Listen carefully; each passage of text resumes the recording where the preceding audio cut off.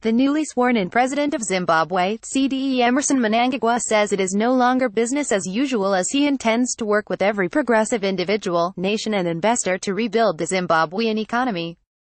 Addressing thousands of Zimbabweans, regional leaders and former leaders, diplomats and members of the business community at the giant national sports stadium in Harare just after taking the oath of office this afternoon, Cde Mnangagwa had probusiness and more than ready to hit the ground running in changing the fortunes of the nation that has faced several hardships in the past decades. President Mnangagwa said now is the time to make Zimbabwe great again, adding that never again should Zimbabwe be placed in circumstances that it currently finds itself in.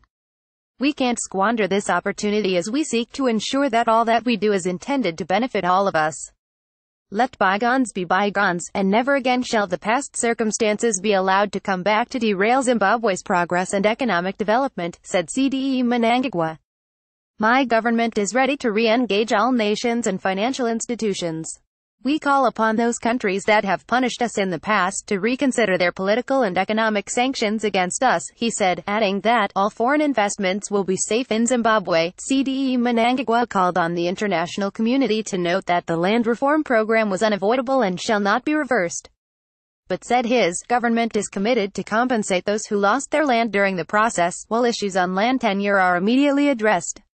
The president also said he is a servant of everyone regardless of skin color, gender and political affiliation, adding that all Zimbabweans must come together to rebuild Zimbabwe. During my time as president, I will serve everyone who calls and considers Zimbabwe their home. I call for everyone to come together and play a part as we rebuild our beloved nation. Every citizen must feel safe and free to work for the development of Zimbabwe.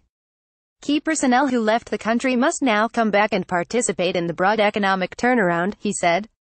On the implementation of new government policies, Cde Mnangagwa said, public service workers must be ready to work. We have an economy to recover, people to serve. Gone are the days of absenteeism and extortion. A new culture must now inform our operations. Acts of corruption must stop. Whenever they occur, swift justice must come. The president said the country's economic policy will be premised on command agriculture, urging beneficiaries of the program to utilize the land to ensure food security in the country. He said it is the new government's key choice to attract foreign direct investment, create jobs, develop key infrastructure and provide basic social services such as education, clean water and energy, among others. In the immediate, Cde Mnangagwa said, the liquidity challenges must be tackled head-on. People should be able to access their earnings and savings as it when they want them.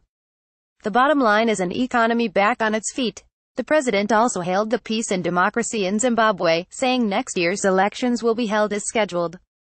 In all this, President Mnangagwa could not forget the role played by his predecessor, Cde Robert Mugabe in pre- and post-independence Zimbabwe, saying, he remains to him a father, mentor, comrade in arms and leader.